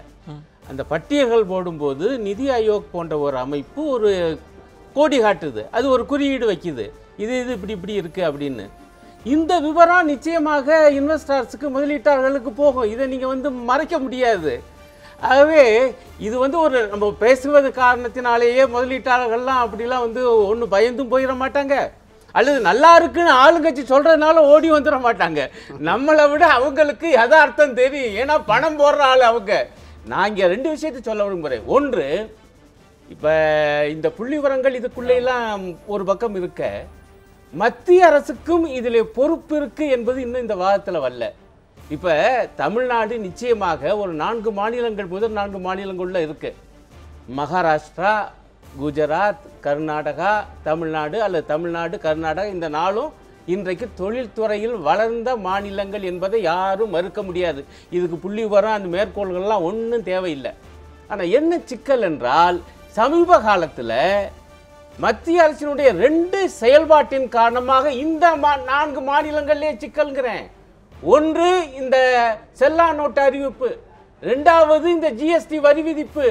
இதனால் மேனுஃபேக்சரிங் ஸ்டேட், இதற்கு முன்பே ஜெயலலிதா அவர்கள் இருந்த போதே தொழில்துறை மந்தோன்ற குற்றச்சாட்டை எல்லா எதிர்க்கட்சிகளும் ஆரம்பிச்சிட்டாங்க. இல்ல இல்ல, இது வந்து இப்ப ரீசெண்டா ஏற்பட்டக்கூடிய இந்த 2, இதனால மிக முக்கியமா தமிழ்நாட்டில் என்னன்னா சிறு குறு நடுத்தர தொழில்கள் மிக கடுமையாக பாதிக்கப்பட்டிருக்கு. ஜிஎஸ்டி வரியும் பண மதிப்பு நீக்க நடவடிக்கையும் எல்லா மாநிலத்துக்கும் பொருந்தும் தானே. அதுல முதல் 3 இடத்துல மற்ற மாநிலங்கள்லாம் எப்படி வந்தாங்க? தமிழகம் மட்டும் எப்படி பாதிப்படைஞ்சது? இல்லங்க, நான் அதுதான் வர்றேன். அவங்களுக்கும் பாதிப்பு, நமக்கும் பாதிப்பு. இதையும் மனசுல வைத்துக் கொண்டு தமிழ்நாட்டிலே சொல்ல வர்றேன் நான். இது அடிப்படையான விஷயம். அதுவும் மேனுஃபேக்சர், இப்ப வந்து உங்களுக்கு ஜிஎஸ்டி வந்து யாரு ஒரு பொருளை கன்சியூம் பண்றாங்களோ, நுகர்றாங்களோ, அவங்க தான் வரி. அந்த வரி அந்த மாநிலத்துக்கு போகுது. அப்ப நம்ம இங்க ஒரு மோட்டார் செட் தயார் பண்ணி வாங்குற ஆளுக்கு தான் வரி போகுது, நமக்கு போகாது. நமக்கு வந்து நீங்க மத்திய அரசின் மீதான குற்றச்சாட்டை தமிழக அரசே முன்வைக்கலையே. இல்லை, அவங்க தமிழக அமைச்சரும் முன்வைக்கலையே. ஜெயலலிதா அம்மையார் அதனாலதான் இதை கடுமையாக எதிர்த்தாங்க.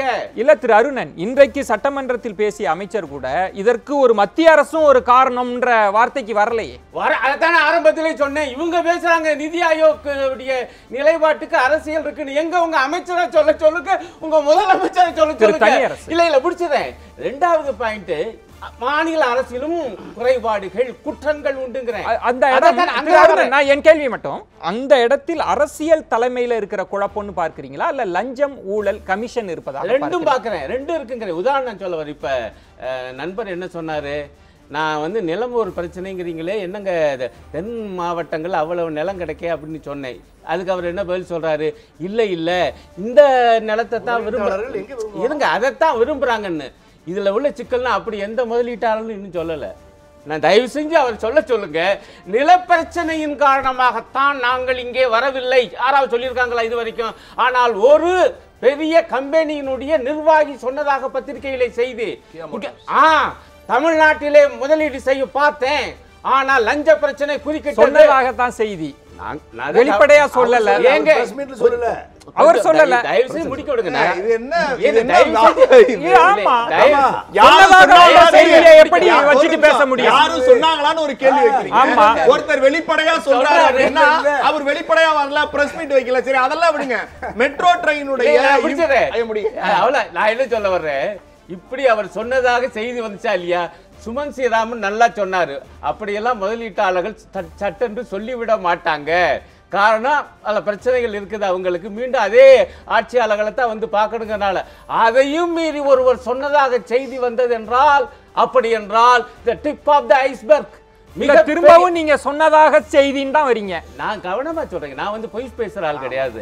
பத்திரிகையில என்ன வந்துச்சோ அதை நான் சொல்ல வரேன். ஆனால் இது வந்து என்னுடைய மதிப்பீடு என்னன்னா, இருக்கிற மிக மோசமான அந்த ஊழல் என்கிற அந்த பனிப்பாறையினுடைய ஒரு முனை, ஒரு நுனி வெளிப்பட்டு.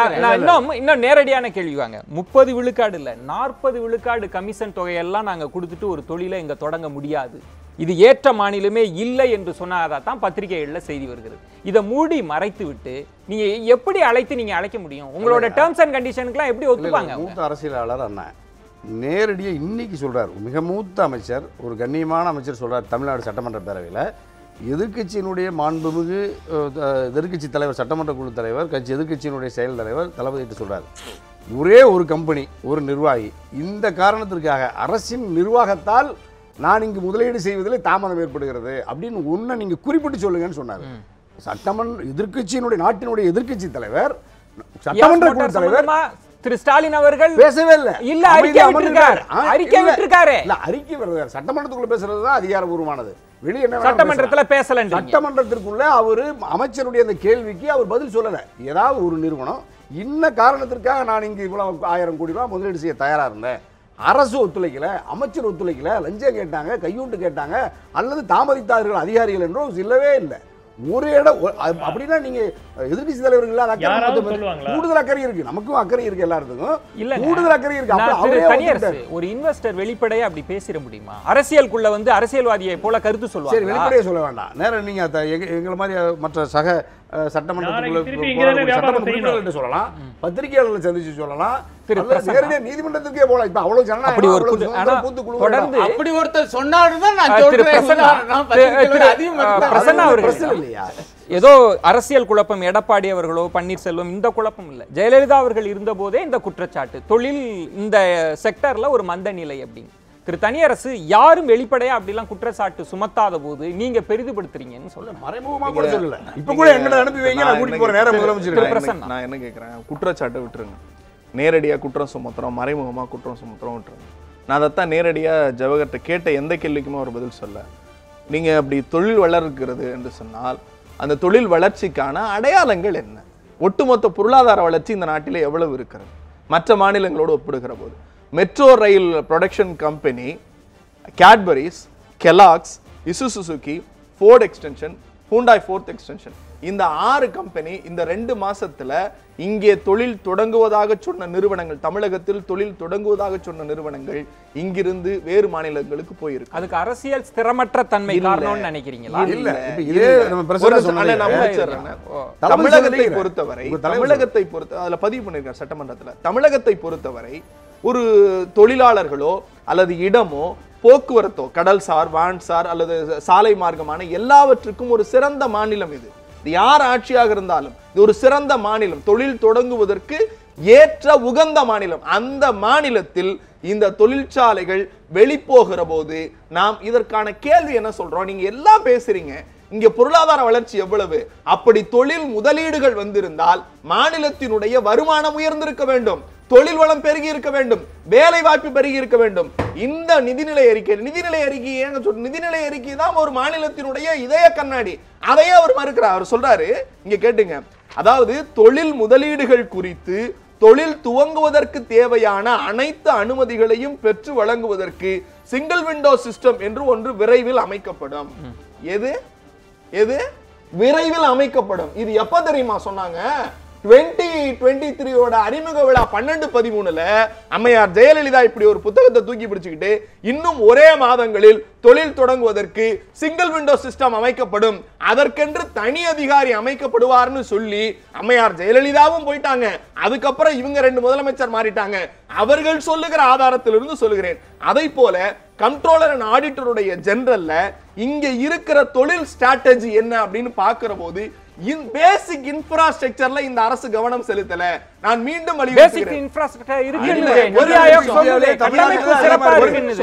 மின்சாரம் இருக்கு, சாலை வசதி இருக்கு, போக்குவரத்து இருக்கு. நீங்க அந்த ஒப்பீட்டு அளவுல பாக்குற போது அடிப்படை இந்த அம்மையார் ஜெயலலிதா அறிவித்த இத்திட்டம் இது 2023 அம்மையார் ஜெயலலிதா தொழில் முதலீடுகள் அந்த வரத்துக்காக தமிழ்நாடு அடிப்படை கட்டமைப்பு மேம்பாட்டு ஆணையம்னு ஒரு ஆணையத்தை உருவாக்குறதா சொன்னாங்க. அந்த ஆணையம் உருவாக்கப்பட்டிருக்கிறதா? ஆணையத்தினுடைய தலைவர் என்ன?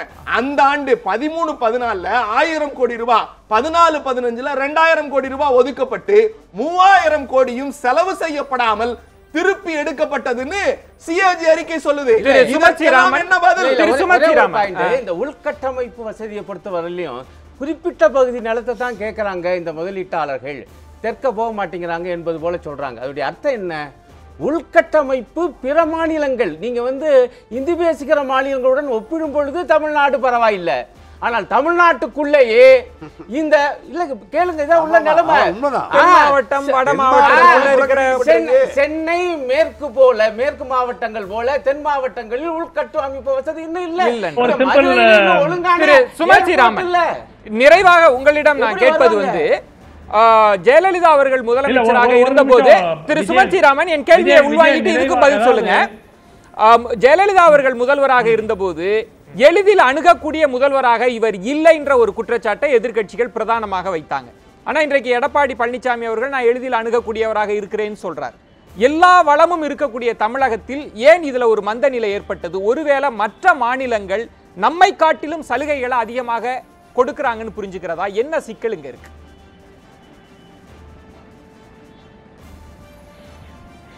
உறுதியாக, அதாவது ஆட்டிடியூடு கம்ப்ளீட்டா வித்தியாசமா. அது என்ன வித்தியாசம்னாக்க, அந்த மாநிலங்கள்ல அமைச்சர்களும் மூத்த அதிகாரிகளும் நாடு நாடாக போய் நீங்க முதலீடு செய்யுங்க பிரசன்டேஷன் பண்றாங்க.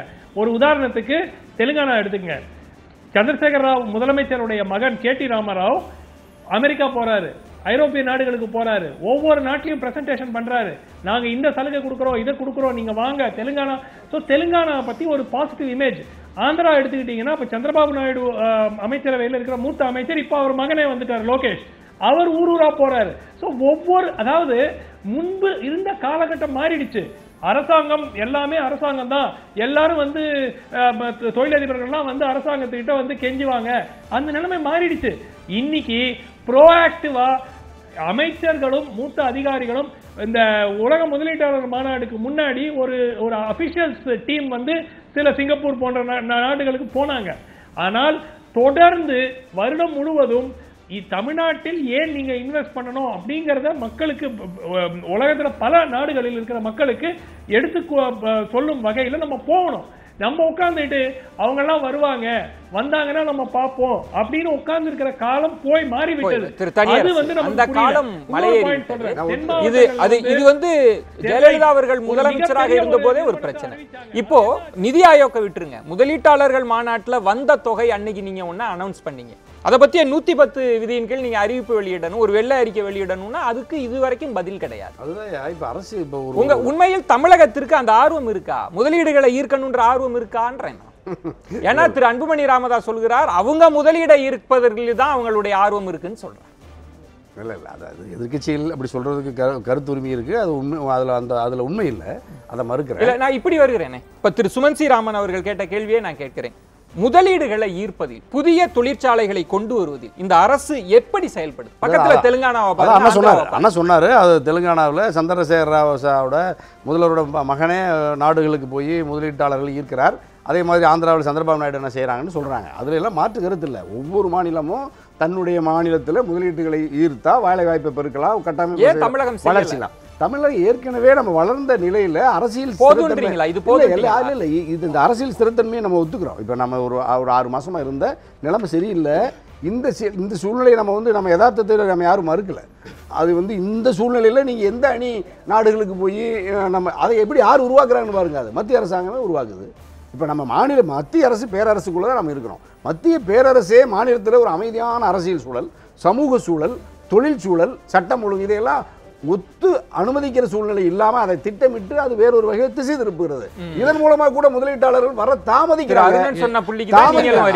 அதுதான் நான் இன்னும் கொஞ்சம் அழுத்தமா சொல்ல விரும்புறேன். அது மட்டும் இல்ல, சொல்லலாம் இன்னொன்னு, ஜிஎஸ்டியும் இந்த மாதிரி ஜிஎஸ்டியோ நீட்டோ இந்த மாதிரி நெடுவாசலோ ஹைட்ரோ கார்பன் கூட இது மாதிரியான இந்த சூழல், போராட்ட சூழல், இதெல்லாம் நீ உலகம் கவனிக்கும். இல்ல அதாவது நீங்க தயவு செய்து போராளிகளை கொச்சப்படுத்தாதீங்க. போராட்டங்கள் யாரு கொச்சப்படுத்துறா? இல்ல போராட்டம் வரவேற்கிறேன். அது எப்படி நீங்க மேற்கு வங்காளத்துல மட்டும் இல்ல ஒண்ணு பாருங்க, மேற்கு வங்காளத்துல நிலம் தர மாட்டாங்க, பரவாயில்ல போராட்ட தொழில் வர வேண்டாம்.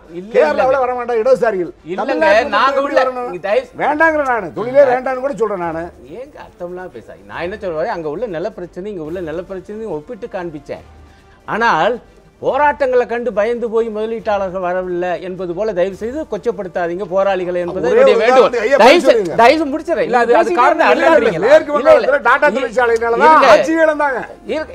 அரசியல் கொந்தளிப்பான நிலையை கண்டு முதலீட்டாளர்கள் இல்லை, தொழில் வளர்ச்சியை கொண்டு வருவதற்கு நாங்க எப்படி முயற்சி பண்ணோம். ஆனா அது எப்படி இந்த சில சக்திகள் ஆட்சியவே, அதுதான் உண்மை. நான் இங்க சொல்ல வர்றது என்னன்னா, மிக முக்கியமான புள்ளிக்கு அவர் நகர்ந்தார், பின்வாங்குறாரு.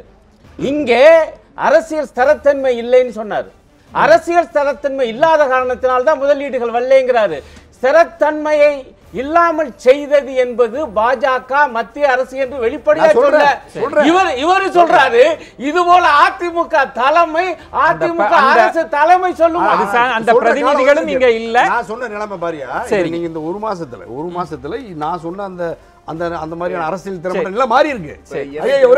மாறி இருக்கு. இப்ப இருக்கிற அரசியல்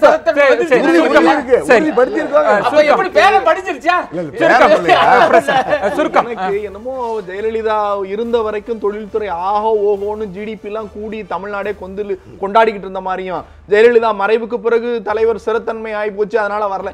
மொத்தமாக நான் திரும்பவும் சொல்றேங்க, 4% இந்த 2023 மாநாடு நடத்துற போது 4%.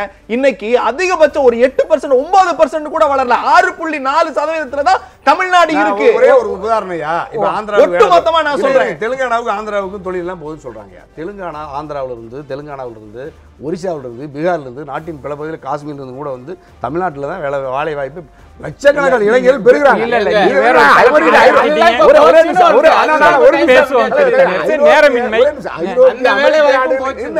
அமெரிக்க ஐரோப்பிய நாடுகளுக்கு இணையாக இந்தியாவில் வளர்ந்த மாநிலம் தமிழ்நாடு தான். அதை உருவாக்கியது புரட்சி தலைவர் அம்மா தான். மொத்தமா எல்லாத்தையும் ஓட விட்டுட்டு எதையும் தொழில் எவனும் தொடங்க வேணாம், நாட்டு மக்கள் நாசமா போகட்டும்னு ஏதோ கொஞ்சம் பரவாயில்லாம இருந்தது, இப்ப பின்னுக்கு நன்றி. மூவருக்கும் என்னுடைய நன்றிகளை தெரிவித்துக் கொள்கிறேன். திரு சுமன் சி ராமன் அவர்களுக்கும் என்னுடைய நெஞ்சம் நிறைந்த நன்றிகளை தெரிவித்துக் கொள்கிறேன். மற்றொரு தலைப்பில் சந்திக்கலாம். நன்றி, வணக்கம், நள்ளிரவாக.